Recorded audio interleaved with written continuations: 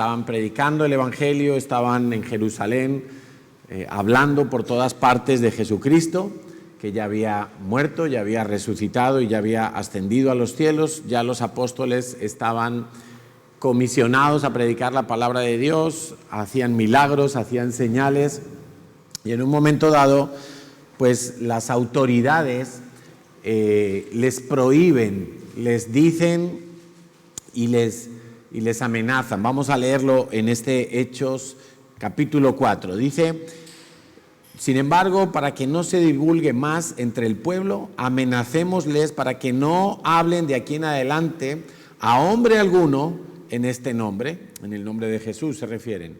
Y llamándolos les intimaron. Intimar tiene dos acepciones, una de ellas la conocemos y es la más usada, que es tener intimidad con alguien, pero también significa o es un sinónimo de intimidación. De manera que aquí el sentido correcto es ese: intimidaron para que en ninguna manera hablasen ni enseñasen en el nombre de Jesús. Mas Pedro y Juan respondieron diciéndoles: juzgad si es justo delante de Dios obedecer a vosotros antes que a Dios. Y quiero que tengas muy presente lo que dice aquí este versículo, porque tú vas a rendir cuentas, tú y yo vamos a rendir cuentas delante de Dios. Un día todos nos vamos a presentar ante Dios y vamos a rendir cuentas delante de Dios. Por supuesto, aquí rendimos cuentas delante de los hombres y eso tiene sus consecuencias, pero rendir cuentas delante de Dios tiene unas consecuencias mayores y debería de preocuparnos más. Dice el versículo 20: porque no podemos dejar de decir lo que hemos visto y oído. Ellos entonces les amenazaron y les soltaron, no hallando ningún modo de castigarles, por causa del pueblo, porque todos glorificaban a Dios por lo que se había hecho. La consecuencia cuando tú obedeces a Dios antes que a los hombres es que Dios te va a respaldar, es que Dios te va a proteger, Dios va a estar contigo y Dios te va a acompañar en todo lo que hagas, porque estás poniéndole a Él en primer lugar. Cuando pasaron este trance, pues los discípulos se fueron a ver a todos los demás que estaban reunidos, les contaron cómo les habían amenazado, cómo les habían prohibido que no hablen más en el nombre de Jesús, y ellos estaban contentos contando todo eso, y la reacción de todo el grupo de lo que era la iglesia en ese momento fue la siguiente. Está en el versículo 29, cuando están contando todo eso, ellos lo primero que hacen es ponerse a orar.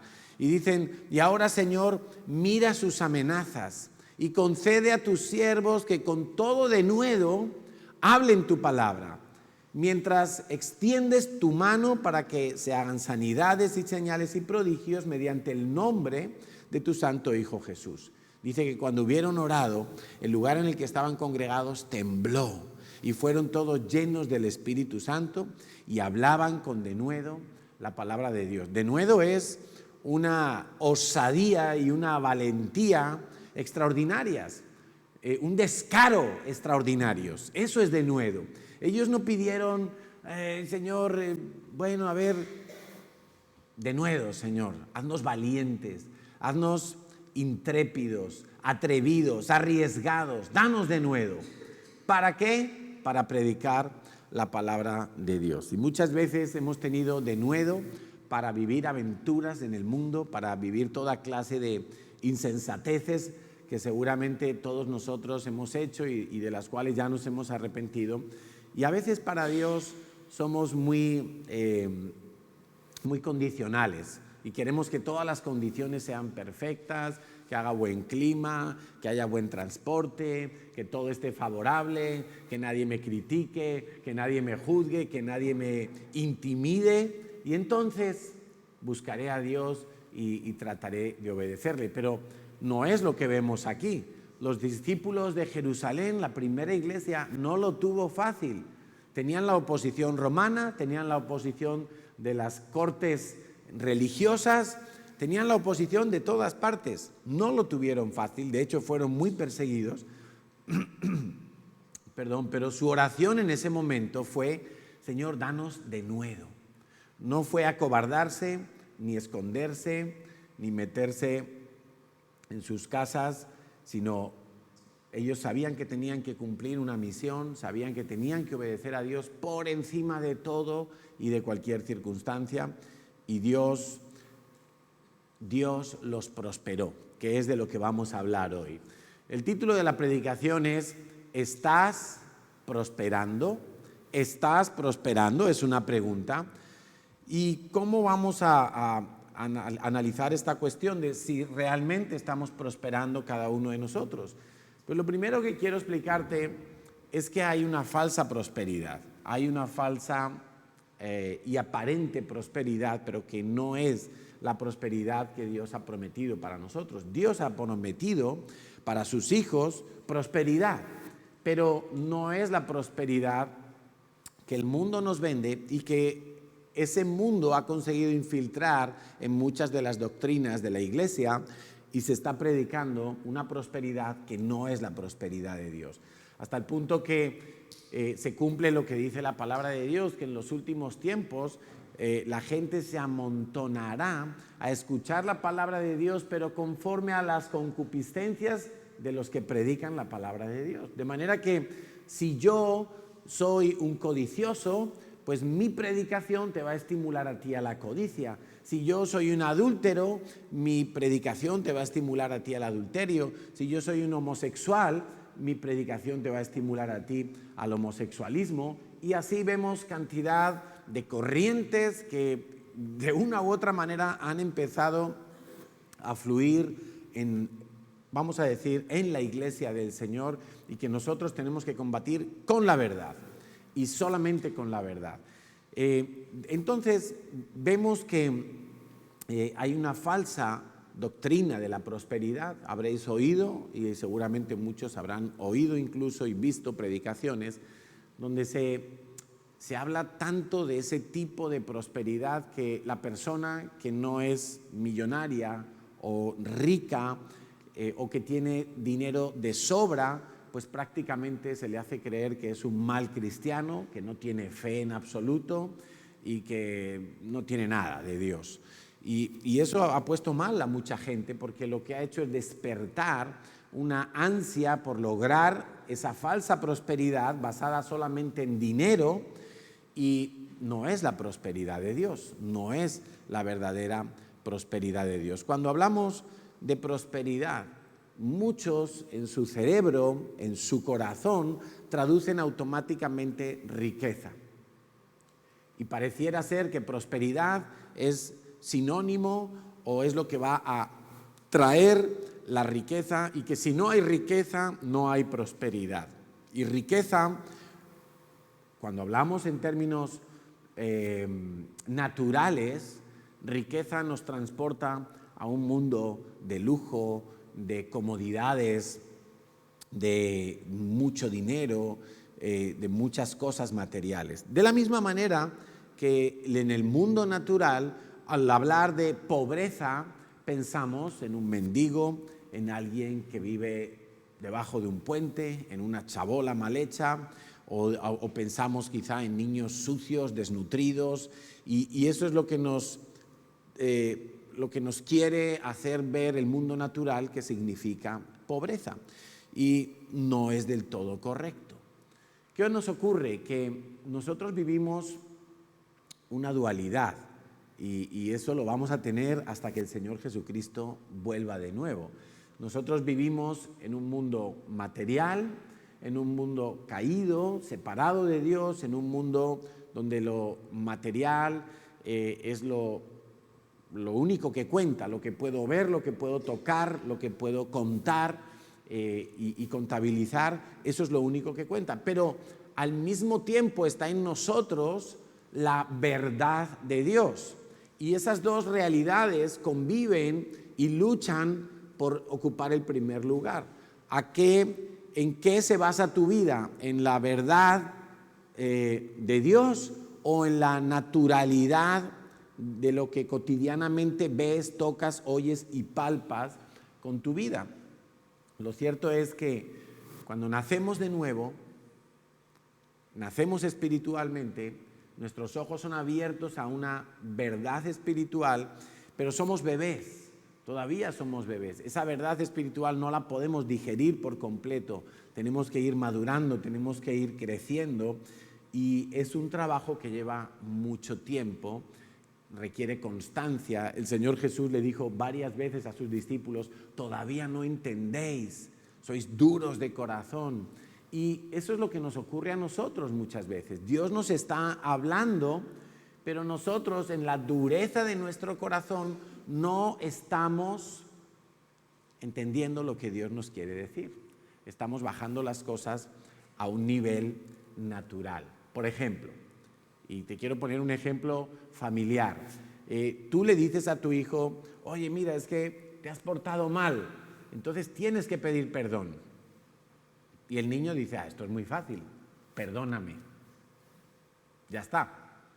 El niño está entendiendo que pedir perdón es decir una frase, es pronunciar una palabra, como si fuera algo mágico. Pues mi papá, mi mamá me están diciendo que pida perdón, pues ya me sé el truco. Cada vez que yo haga algo malo y me regañen, yo voy a decir perdón. Pero su corazón no cambia, porque no se trata de hablar o pronunciar la palabra perdón, se trata de que el niño entienda su error y se arrepienta, cambie su manera de pensar, ¿verdad? O la palabra de Dios nos dice que demos gracias en todo. Y nosotros mismos nos aprendemos la fórmula de dar gracias y decimos gracias Dios, y creemos que es la verbalización, pero no, se trata del corazón. Yo corrijo a alguien que viene a servir a la iglesia y le digo: oye, tienes que llegar puntual, no puedes llegar tarde. Y él dice: vale, sí, bueno, el próximo día me adelanto 15 minutos el reloj y así llego puntual. Pero no se trata del reloj, se trata del corazón, de entender lo que estás haciendo, para quién lo estás haciendo, de integridad, de honestidad, de saber que estás sirviendo a Dios y estás sirviendo a la gente también. Entonces Dios muchas veces nos está hablando en términos espirituales, en unas verdades que están por encima de este mundo, pero nosotros las traducimos, las decodificamos y las entendemos a un simple nivel natural. Y entonces nos estamos perdiendo qué significa la verdadera prosperidad de Dios, qué significa la verdadera riqueza de la que Dios habla en su palabra, porque Dios habla de riqueza. Pero, insisto, si yo te digo a ti riqueza, enseguida vamos a pensar en una mansión, en un coche de lujo, en ropa de boutique carísima, vamos a pensar en joyas, vamos a pensar en esos términos. Pero la Biblia nos habla, por ejemplo, en Efesios 3:8, de las riquezas de Cristo. Si yo te dijera cuáles son esas riquezas, dime 10 de las riquezas que Cristo tiene. Algunos podrían decir 2, 3, 5 los más aventajados, 8 los que tienen matrícula de honor, pero hay una cantidad de riquezas de Cristo. Podemos sacar una lista tan grande de los beneficios que son riqueza de Dios, riqueza del cielo, riqueza que viene a nuestra vida a través de Cristo, que podríamos hablar toda una serie de predicaciones. Gracia, fe, amor, perdón, libertad, gozo, reconciliación, amistad, identidad, llamado, propósito, dones, ministerios, herencia, poder, sabiduría, discernimiento.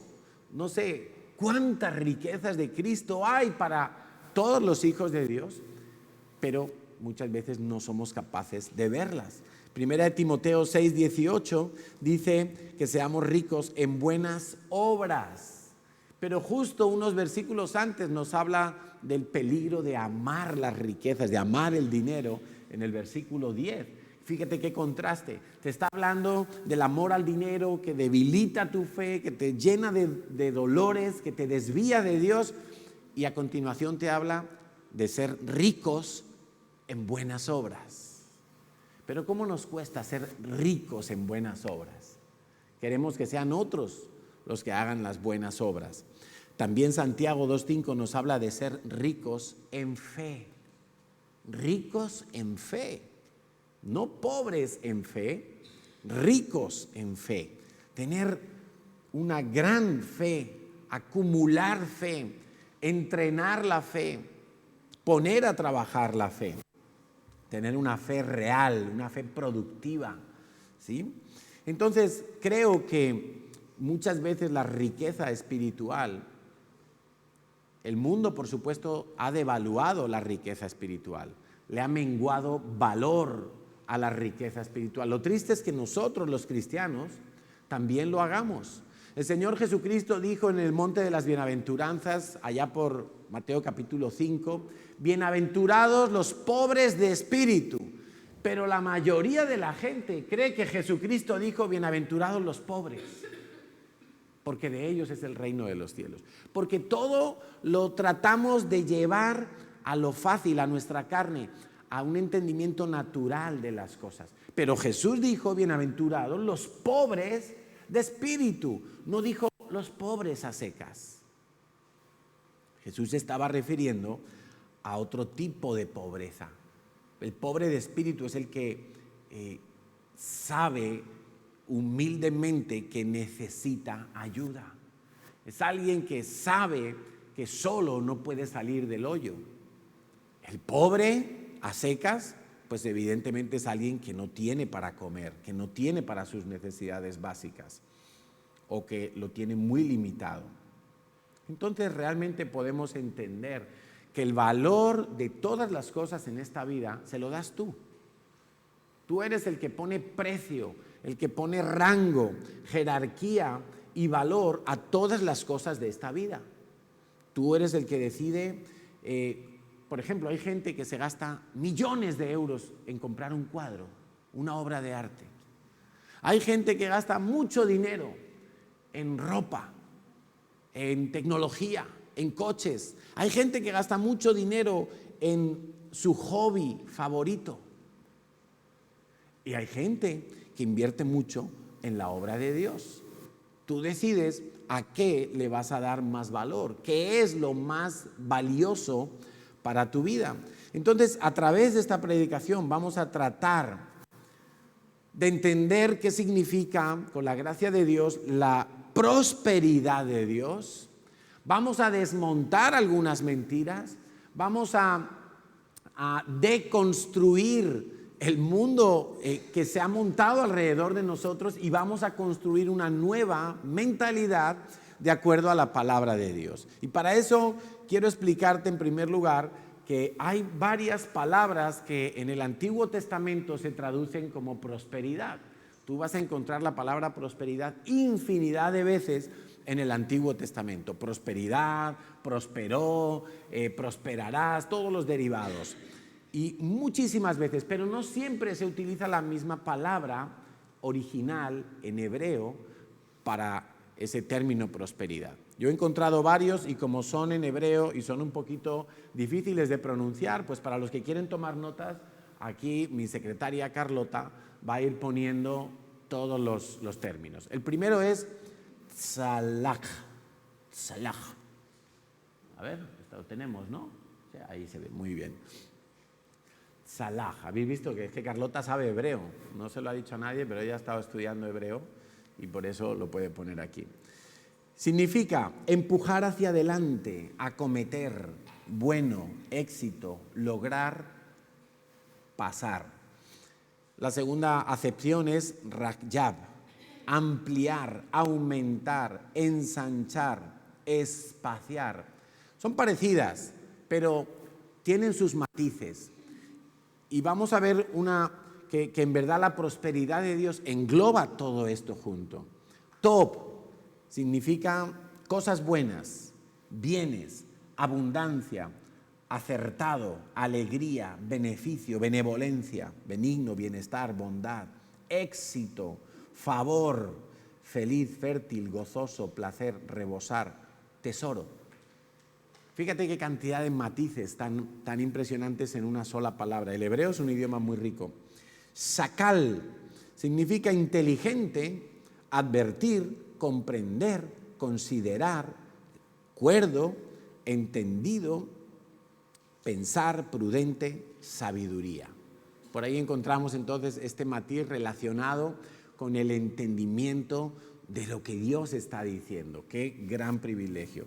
Shalom, todos sabemos que shalom significa paz. En Israel la gente se saluda shalom, shalom Pepito, shalom Juanito, adiós don Pepito. Entonces shalom significa paz, todos lo sabemos. Pero shalom también tiene varias acepciones y una de ellas es prosperar y significa seguro, salud, completo, dichoso, pasto delicado, paz, propicio, salvo, victorioso. Anota ahí, salvo, ser salvo. Y por último, dashen, que quiere decir confortar, engordar, engrasar, ungir. Yo creo que podemos poner todos estos términos también en la transmisión de Facebook para que la gente en casa los pueda tener ahí en los comentarios. Entonces, ahí vemos que en hebreo, todo lo que se ha traducido por prosperar, en verdad tiene diferentes matices. Pero si cogemos la suma de todos estos matices, en verdad estamos entendiendo lo que Dios nos quiere dar cada vez que Él dice que nos va a prosperar. Y no hablamos entonces, porque prácticamente aquí no hemos visto nada que diga dinero, riquezas, cosas materiales.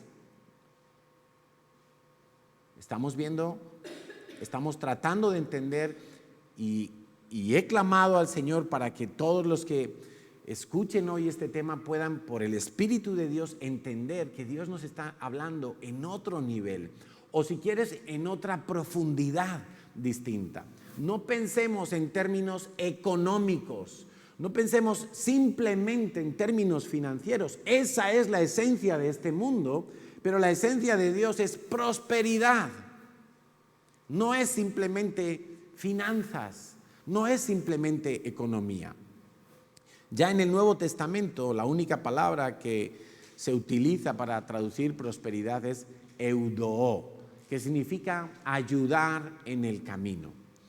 Entonces encontramos, estudiando ya un poco más los pasajes concretos, que hay 4 factores que van a producir la prosperidad de Dios en mi vida. El primero, Dios mismo. La prosperidad de Dios solo te la puede dar Dios.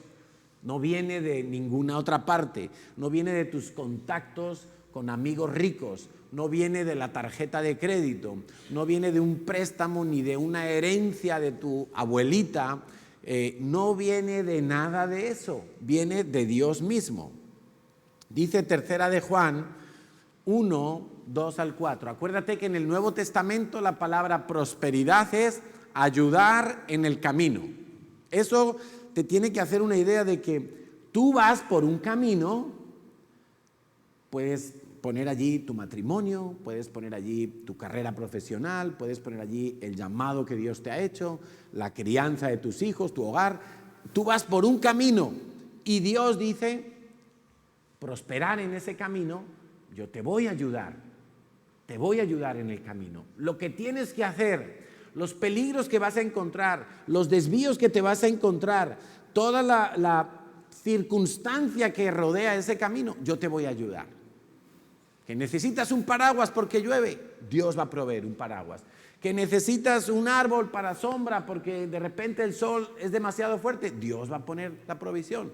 Que necesitas ánimo, Dios va a poner ánimo. Que necesitas fuerzas porque ya no sabes, sabiduría, lo que sea que tú necesites, Dios lo va a poner. Él te va a ayudar en el camino. Entonces dice la 3 carta de Juan, está escribiendo el apóstol a un discípulo, dice, amado, yo deseo que tú seas ayudado en el camino, prosperado en todas las cosas. ¿En qué? ¿En qué vas a ser prosperado? En todas las cosas. O sea, tu vida no está hablando de finanzas, no está hablando de la cuenta bancaria, está diciendo en todas las cosas, en todas. Pero nuestra mente fácilmente lo reduce a la cuenta bancaria. No lo reduzcamos a la cuenta bancaria. Porque ¿sabes cuántos millones ganó Maradona a lo largo de su vida? Seguramente tú y yo ni sabemos, porque se nos escapa de nuestro concepto de dinero. ¿Cuánto dinero ganaría Maradona en toda su vida? Con sus contratos futbolísticos, con sus contratos de publicidad, con sus patrocinios deportivos. ¿Cuántos millones ganaría Maradona? Pero ¿sabes cómo murió Maradona? Solo y mal cuidado.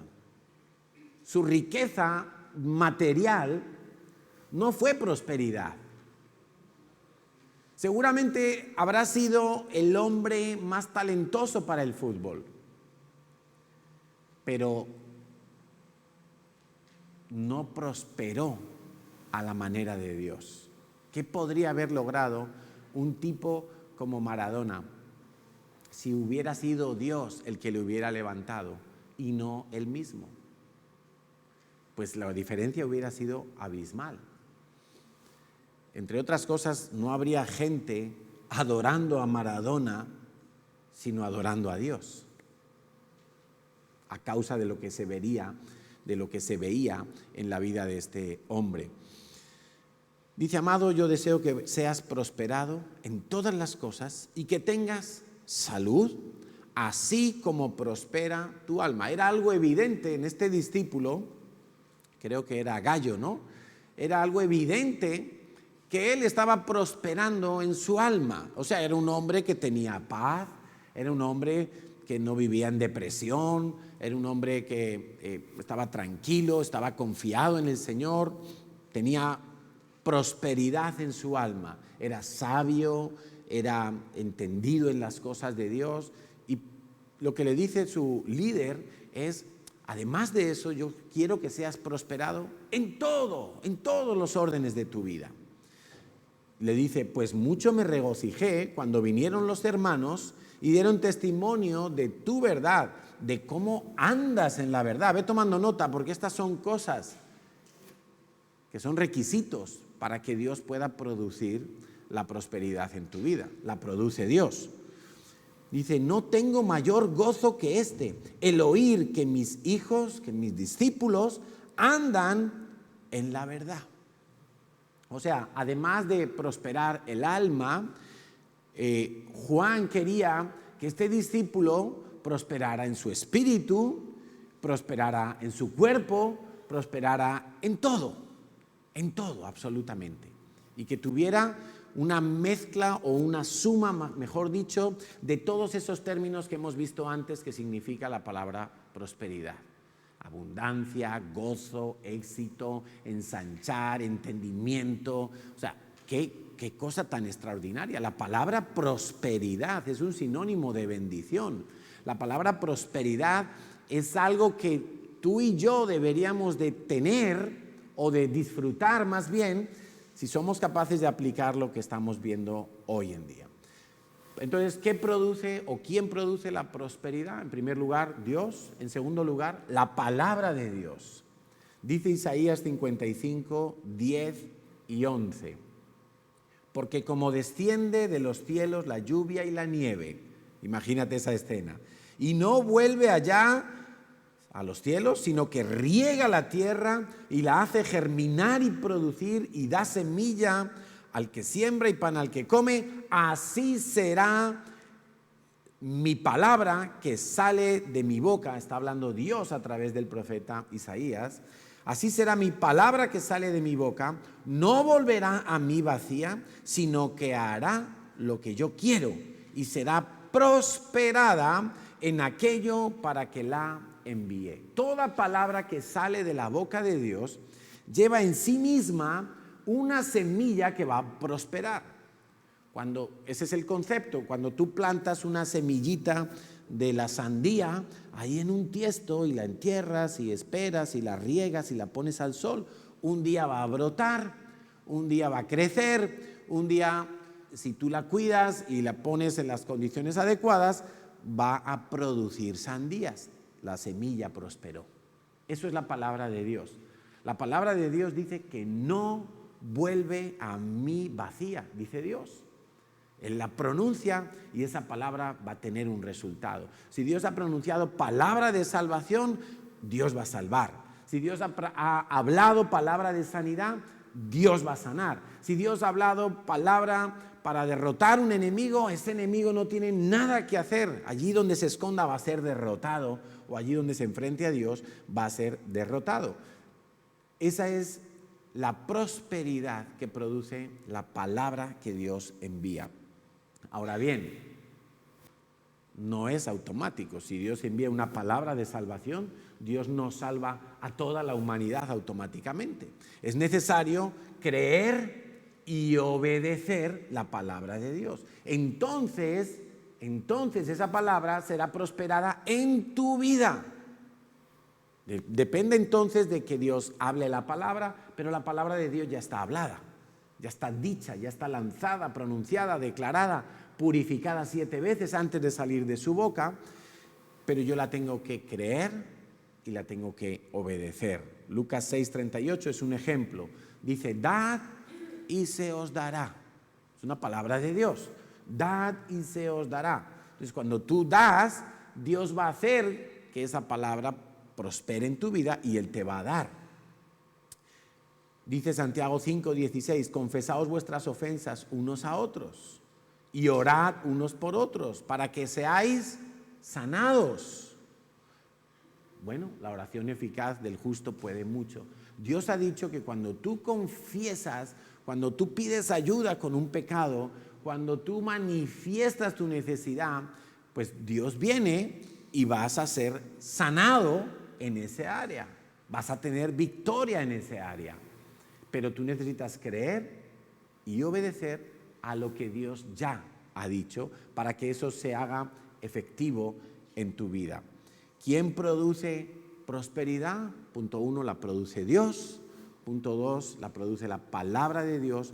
Punto 3, la va a producir tú mismo. Vas a desencadenar la prosperidad cuando tú orientas toda tu vida alrededor del nombre de Jesús y de su reino. El nombre de Jesús y su reino.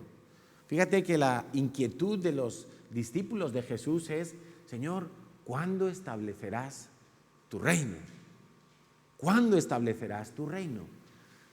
Porque establecer el reino suponía que el rey iba a estar ahí presente. Entonces, Señor, ¿cuándo sucederán estas cosas? ¿Cuándo vas a ocupar el trono? ¿Cuándo tu reino va a estar aquí y va a estar en vigor y va a estar mostrándose y manifestándose para todo Israel? Cuando nosotros en nuestra vida nos orientamos, nos enfocamos en hacerlo todo, en vivir todo lo que vivimos por y para la gloria de nuestro Señor Jesucristo, entonces vamos a ser prosperados en aquello que hacemos. Otra cosa es cuando nosotros nos vamos allí por los cerros de Úbeda, nos vamos por otros linderos que Dios no nos ha mandado, nos desenfocamos hacia nuestros intereses y allí Dios no siempre se va a comprometer a prosperarnos. Dice 2 Corintios 9, 10, 11, dice, el que da semilla al que siembra y pan al que come, proveerá y multiplicará vuestra sementera y aumentará los frutos de vuestra justicia, para que estéis enriquecidos en todo, para toda liberalidad, la cual produce por medio de nosotros acción de gracias a Dios. Cada vez que nosotros leemos este pasaje, rápidamente lo asociamos una vez más a las finanzas, a lo económico, a lo material, ¿no? Dios da semilla al que siembra, pero ahí no está hablando necesariamente o exclusivamente de dinero. Dios da pan al que come. Dios te está hablando en términos espirituales, en términos de riqueza espiritual.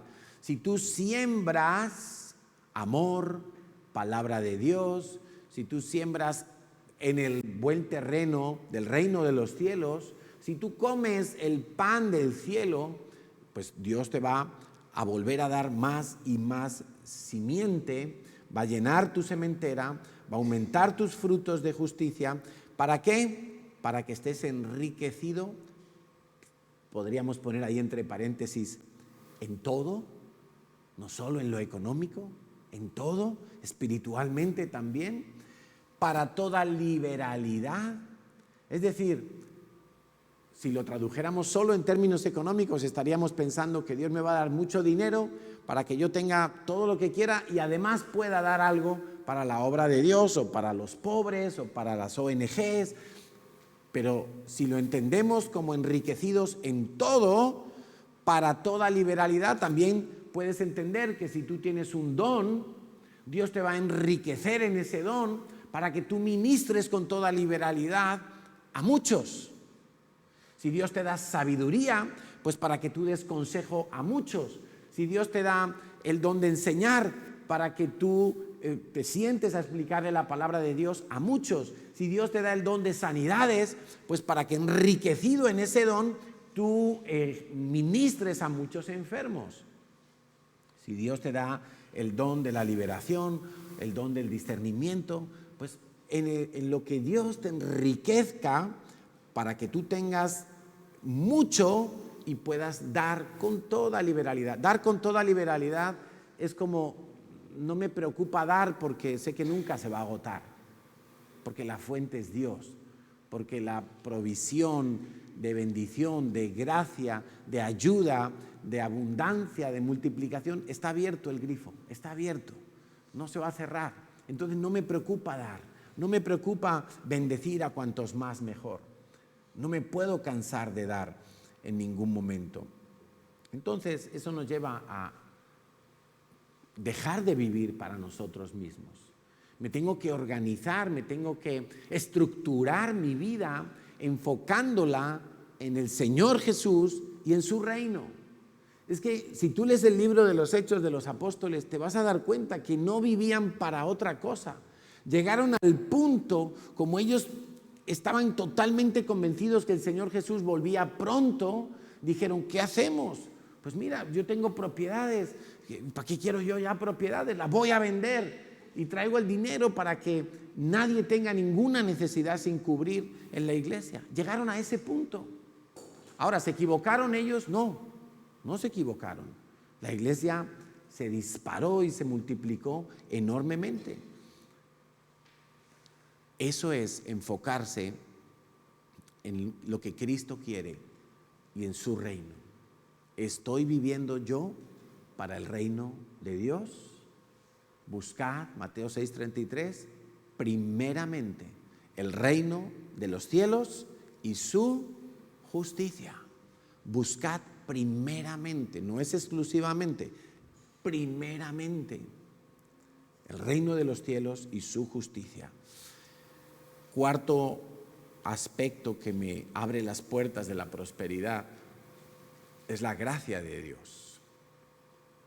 La gracia de Dios.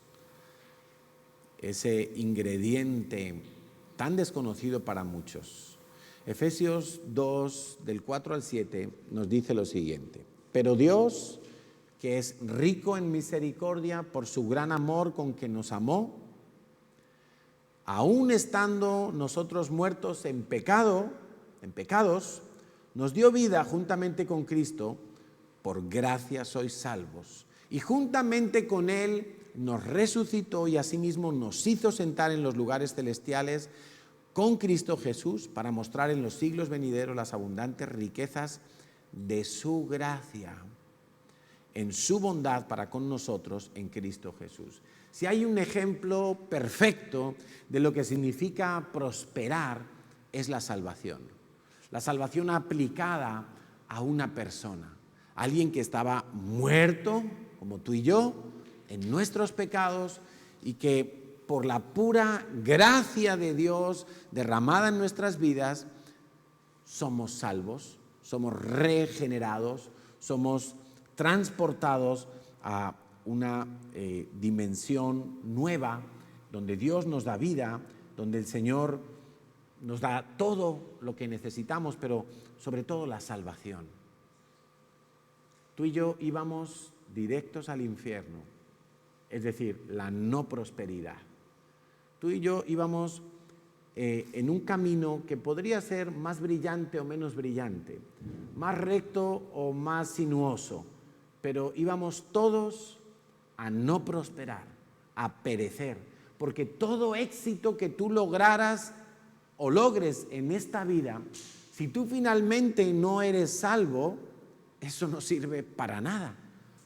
Se va a secar, se va a corromper, se va a terminar y tú acabarías en el infierno. Por eso la salvación es el ejemplo más ilustrativo de lo que significa la verdadera prosperidad de Dios. Alguien que no tenía medios, ni posibilidades, ni esperanza de ningún tipo, ni fuerza, ni poder, ni autoridad para nada, de repente Dios le otorga todo, todo. De tal manera que cuando tú llegues al cielo, si en verdad tienes la salvación, pues las puertas se van a abrir, como dice su propia palabra, amplia y generosamente para que tú entres en el cielo. Eso fue exactamente lo que Dios hizo al crear a Adán y Eva. Él los puso en el huerto del Edén y Dios les dijo, oye, vosotros vais a sojuzgar la tierra, os vais a multiplicar, aquí tenéis todo árbol para comer, aquí tenéis, vais a prosperar en vuestra vida, os doy todas las condiciones para prosperar en esta vida. Todos sabemos que el pecado dañó ese diseño de Dios. Entonces, esa buena prosperidad de la salvación, ya la has recibido. Si en verdad ya la has recibido, pues ya está en ti. Has prosperado en lo más importante, que es la salvación, el destino eterno de tu vida. Eso es algo incomparable con cualquier otra prosperidad que podamos lograr en esta vida. ¿Cómo llega entonces la prosperidad a mi vida? Voy a leer varios pasajes rápidamente para que entendamos cómo tenemos que vivir, qué tenemos que hacer para que la prosperidad empiece a brotar en nuestra vida de manera constante, de manera inequívoca, de manera que muchos van a ver lo que Dios está haciendo en tu vida. Deuteronomio 10, 12 al 13. Ahora pues, Israel, ¿qué pide Yahweh tu Dios de ti? Sino que temas.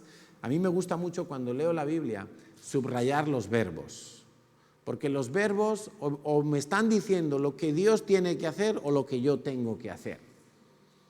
Y en este caso es lo que yo tengo que hacer, porque dice, ¿qué pide Yahweh tu Dios de ti? Y empieza a decir una cantidad de acciones que es lo que yo tengo que hacer. Que tema a Yahweh tu Dios, que andes en todos sus caminos, que lo ames, que le sirvas a Yahweh con todo tu corazón y con toda tu alma, que guardes sus mandamientos de Yahweh y sus estatutos que yo te prescribo hoy para que tengas prosperidad. Está muy claro. Bueno, ahí tienes 5 cosas que tú debes procurar vivir y hacer. Deuteronomio 29, 9. Guardaréis pues las palabras de este pacto y las pondréis por obra para que prosperéis en todo lo que hiciereis. Estos eran promesas de Dios para el pueblo de Israel. Evidentemente Dios se las estaba dando al pueblo de Israel en ese momento, pero es una enseñanza que está puesta ahí para todos nosotros. Si yo guardo la palabra de Dios y la pongo por obra, yo voy a ser prosperado. Sin ninguna duda, Dios no miente. Josué 1, del 7 al 9. Me encanta. Y todos hemos recitado estos versículos más de una ocasión en nuestra vida, pero la cuestión es vivirlo, no solamente sabérselo. Solamente le está dando Dios a Josué instrucciones. Solamente esfuérzate y sé muy valiente para cuidar de hacer conforme a toda la ley que mi siervo Moisés te mandó. No te apartes, escucha, no te apartes. No te digas, no, bueno, me voy a tomar un tiempo, voy a ver, me lo voy a pensar. No, qué tiempo ni qué tiempo. Si Dios dice no te apartes, no te apartes. ¿Hay alguna duda en lo que Dios está diciendo? No te apartes de la palabra, de la ley de Dios, ni a derecha ni a izquierda, para que seas prosperado en todas las cosas que emprendas. Vaya promesa para Josué. Y sabemos que le fue muy bien. Nunca se apartará de tu boca este libro de la ley, sino que de día y de noche meditarás en él, Meditarás en él de día y de noche, y a veces leemos la Biblia mal, deprisa y corriendo. Por favor, tómate el tiempo para hacer un buen devocional cada día. Lee la palabra de Dios, medita la palabra de Dios, exprímela como una naranja y sácale todo el jugo. Medita en la palabra de Dios. No se trata de memorizarla y recitarla como un loro. Medita en la palabra de Dios. Dios va a comenzar a hablarte cosas que están escondidas solamente cuando medites. Dice, medita en él para que guardes y hagas conforme a todo lo que en él está escrito. Y es que hay gente que no puede obedecer la palabra de Dios porque la ha leído, pero no ha meditado en ella. Y entonces no la ha entendido. No sabe cómo tiene que hacer. Y por eso no la puede llevar a cabo. Le falta meditar en la palabra de Dios. Porque entonces harás prosperar tu camino otra vez. Y todo te saldrá bien. Mira que te mando, y le vuelve a repetir, que te esfuerces y que seas valiente, que no temas ni desmayes, porque Yahweh tu Dios estará contigo donde quiera que vayas. ¿Y por qué le dirá, oye, no temas, no desmayes? ¿Por qué? ¿Por qué le dirá eso a Josué? ¿Por qué nos dirá Dios a nosotros, oye, mira, yo te voy a prosperar, todo te va a salir bien si tú guardas mi palabra, pero ojo, no temas y no desmayes? ¿Te suena que Jesús le decía a sus discípulos, no temáis? No se turbe vuestro corazón, yo estoy con vosotros todos los días. Porque en más de una ocasión el diablo va a querer hacernos creer que Dios no está con nosotros, que estamos solos, que qué peligro ir a la iglesia, que qué dificultades, ay, que en el trabajo me critican. No temas, no desmayes. ¿Cuántas veces se nos ha pasado por la cabeza? No, ya no voy a ir a la iglesia.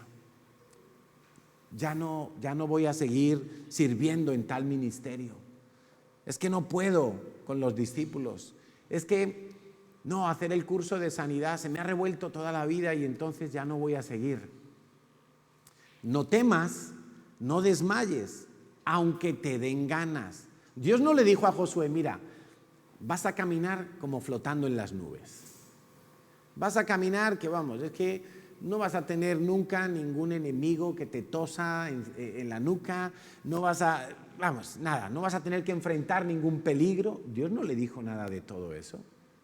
Dios le dice, todo te va a salir bien, esfuérzate, sé valiente. ¿Cuándo hay que ser valiente? Cuando ves al coco, ¿no? ¿Cuándo hay que ser valiente? Cuando las cosas están difíciles. Cuando están fáciles, no hay que ser valiente. Hay que ser valiente cuando el ambiente está feo, cuando todo es oposición, cuando hay una amenaza, cuando alguien te intimida, cuando tu familia te dice no vayas a la iglesia, que te vas a contaminar allí. Ahí es cuando hay que ser valiente para creerle a Dios, no para creer a cualquier mamarracho, para creerle a Dios. Pero si es que hoy en día hay tantos cristianos que han cogido la Biblia, la han guardado en el cajón y lo único que están meditando es lo que dicen las noticias. Claro, los que hacen eso están muertos de miedo. No se atreven ni a abrir la ventana. Están muertos de miedo. Dios le dice a Josué, esfuérzate, sé valiente, no temas, no desmayes. Yo estoy contigo, todo te va a salir bien. Si tú guardas mi palabra, si tú meditas en ella, vas a prosperar. ¿Y sabes por qué? Es que además Josué tenía una encomienda muy complicada. Él tenía la misión de conquistar toda la tierra prometida. Allí no había vagabundos, allí había pueblos armados, pueblos aferrados a la tierra, pueblos que no querían soltar sus hectáreas. No iba a ser fácil. Ahí había que partirse la cara literalmente. ¿Cuántas veces no le darían ganas a Josué de decir, Señor, renuncio, pon a otro ahora y que se siga peleando con los filisteos y con los amorreos. Estos pueblos yo ya estoy agotado. ¿Cuántas veces no le darían ganas de desanimarse? Pero Dios le decía desde el principio, no desmayes, no desmayes. Yo me imagino que cuando a él le daban ganas de decir, vamos a posponer esta batalla un mes, y él se acordaría de las palabras de Dios, no desmayes, no desmayes, no temas, porque era Dios el que se lo había dicho, no era él conquistando, era Dios que había dado la palabra, y por lo tanto él en esa palabra meditaba, la guardaba. Pues no desmayo, vamos. Es que se nos ha menguado el ejército, es que solo tenemos piedras y palos y ellos tienen carros y caballos. No importa, no desmayes, no temas, yo estoy contigo, todo saldrá bien. Vas a prosperar en esta batalla. ¿Y cómo lo hizo? Conquistó todo el territorio. Segundo libro de Crónicas 31-21, hablando del rey Ezequías, uno de los más excelentes reyes que ha tenido Israel. En todo cuanto emprendió en el servicio de la casa de Dios, de acuerdo con la ley y los mandamientos, requisito siempre presente, buscó a Dios, lo hizo de todo corazón y fue prosperado. O sea, él no quería servir para ser el mejor rey de la historia de Israel. Él no quería emprender un servicio a Dios. Él no quería estar en la alabanza, él no quería estar dando clases, él no quería estar de líder de una célula para destacar, sino que en todo lo que emprendió en el servicio buscó a Dios, lo hizo de todo corazón y fue prosperado. Todo lo que hagas, hazlo para el Señor. Y hay gente que a veces dice, yo quiero servir, ¿en qué me ponen? Pues mira, tenemos el superministerio de la fregona y la escoba. No, pero yo quería comenzar por la alabanza. Todo lo que tú hagas, hazlo para el Señor. Busca a Dios de todo tu corazón y serás prosperado. Salmo 122:6. Qué bueno pedid por la paz de Jerusalén y sean prosperados todos los que te aman. Cuando tú amas al pueblo de Israel, cuando tú oras por el pueblo de Israel, ¿cuánto echamos de menos Israel, verdad? ¿Cuánto echamos de menos poder ir a Israel y poder estar allí una vez más?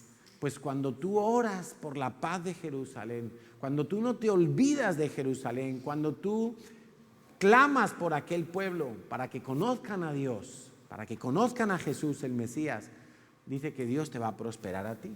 Dios se lo dijo a Abraham, bendeciré a los que te bendijeren. Una manera fácil de prosperar.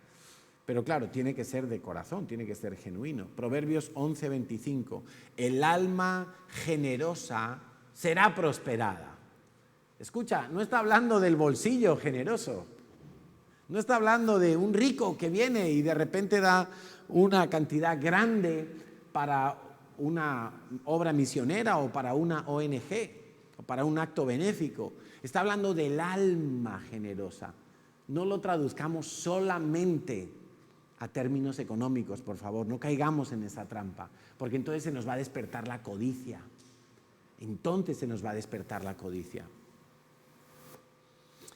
El alma generosa será prosperada.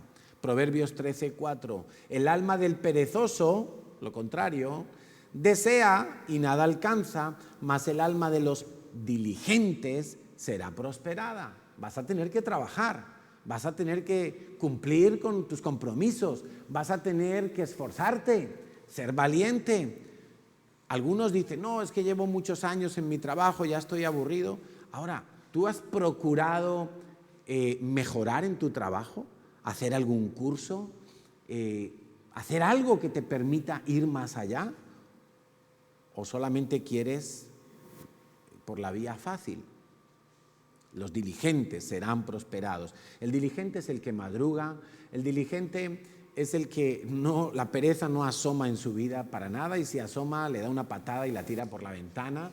El diligente es el que llega temprano a sus compromisos. El diligente es el que cuando hay una traba no deja el trabajo tirado, sino que se busca la vida para resolver, para cumplir con aquello a lo que se comprometió. Empezaste una tarea, termínala. Hay dificultades, pide ayuda, clama, busca la sabiduría de Dios. Haz algo, pero no digas, no lo puedo hacer.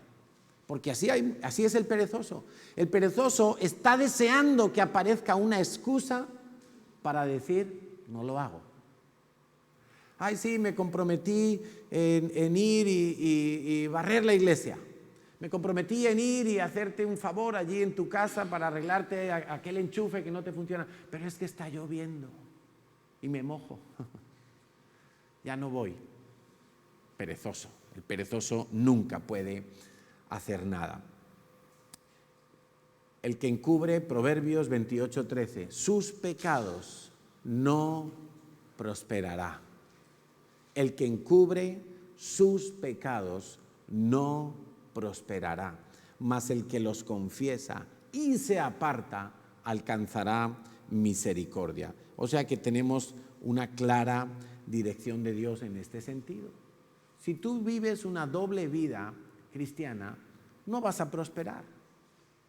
Te vas a frustrar en los intentos, te vas a aplicar y va a venir Jezabel y te va a empezar a susurrar y te va a decir, ¿sabes qué?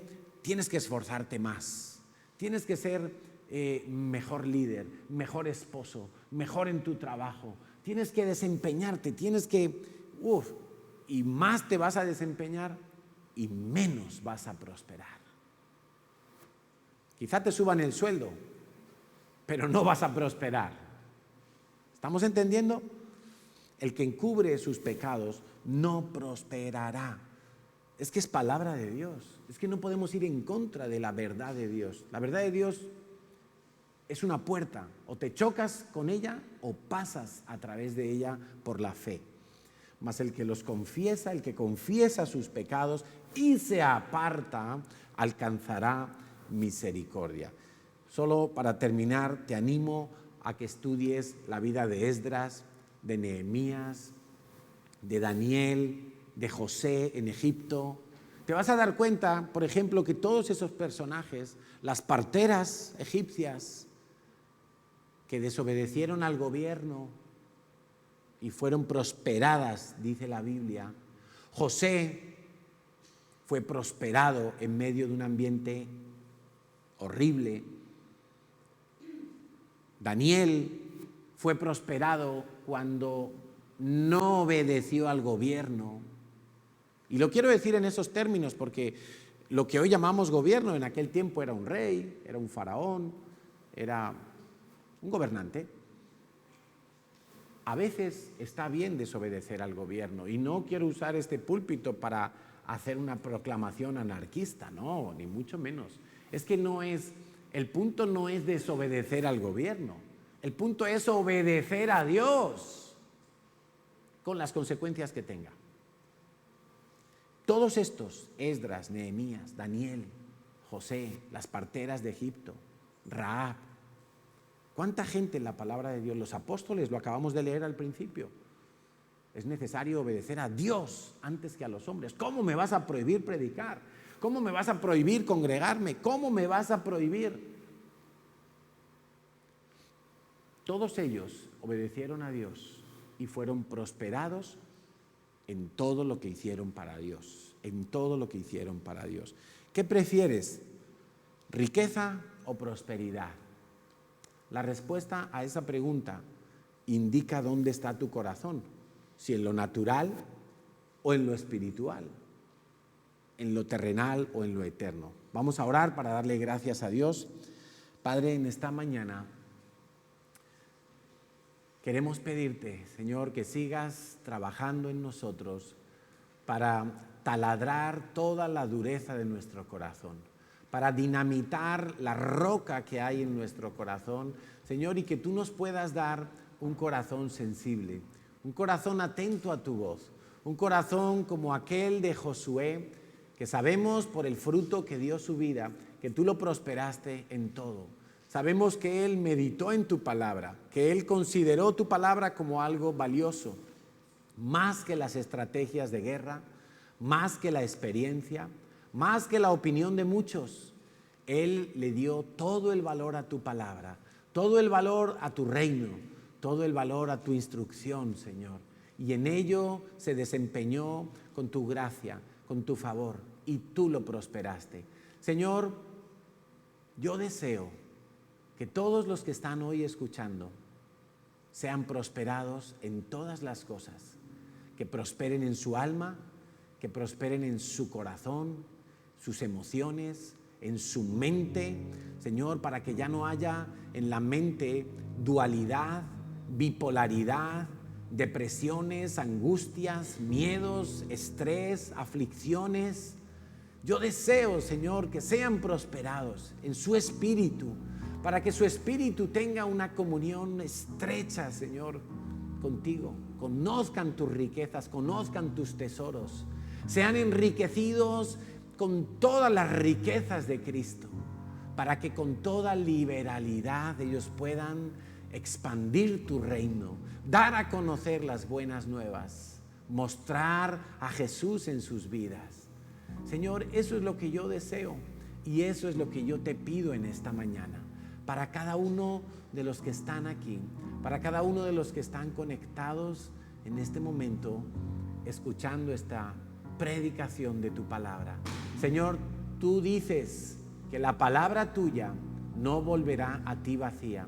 Y mi oración en esta mañana es que esa palabra produzca prosperidad, produzca salvación, produzca sanidad en cada uno de los que está escuchando.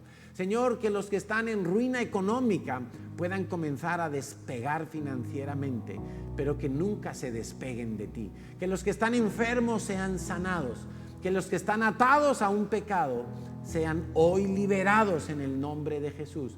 Que los que han empobrecido en su mente sean hoy enriquecidos con la mente de Cristo. Señor, que los que no entienden tu palabra sean hoy prosperados para entenderla, para meditar en ella, Señor, y la puedan poner por obra. Gracias, Padre, por hablar en esta mañana, por traer la verdad del cielo a nuestros corazones, por alumbrarnos, Señor, por aclararnos. Señor, ayúdanos a vivir centrados en ti, en tu reino, porque muchas veces, casi sin darnos cuenta, nuestra vida se dirige solamente a nuestros intereses y tu reino queda en último lugar.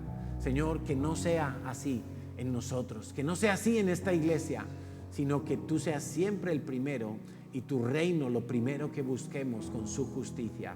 Señor, te lo pedimos todo en el nombre precioso de Jesús. Amén y amén. Amén, familia. Pues vamos a dar algunos anuncios. Lo primero es saludar a las personas nuevas. Creo que presencialmente no tenemos nadie nuevo, pero si hay alguien que nos está viendo ahora, pues aquí tienes nuestro teléfono. Con mucho gusto vamos a atender tu llamada o el mensaje de WhatsApp. En cualquier cosa que nos pidas, estamos para servirte. Queremos recordar también que estamos tratando de evitar todos los diezmos y ofrendas de manera efectiva. Entonces, pues ahí está el número de cuenta bancaria. Algunos nos han pedido que pongamos este anuncio durante más tiempo, pues ahora al terminar la reunión se va a quedar ahí en el Facebook para que puedas tomar nota el número de cuenta si quieres hacer tu transferencia, ingreso en un cajero. Bueno, aquí en la iglesia está el datáfono también. Hay muchas maneras para poder seguir dándole a Dios lo que es de Dios, que entre otras cosas es el diezmo. Y pues poco más, recordaros a todos que tenemos todos los días, de lunes a viernes, estamos orando 3 veces al día, juntos como iglesia. A las 7 de la mañana tenemos el devocional, a las 12 del mediodía los grupos de intercesión se conectan por Zoom para orar y para clamar. A las 9 de la noche, de lunes a jueves, a las 9 de la noche para volver a orar. Y en verdad es de lunes a viernes porque el viernes tenemos también la vigilia a esa hora. Entonces, que el Señor os bendiga, nos vamos viendo, estemos pendientes de las redes sociales para ver si hay cambios en el aforo de la iglesia. Ya sabes que para venir a la iglesia tienes que reservar plaza, hay un número de teléfono, te lo volvemos a poner, o puedes escribir por privado a la iglesia o con tu líder.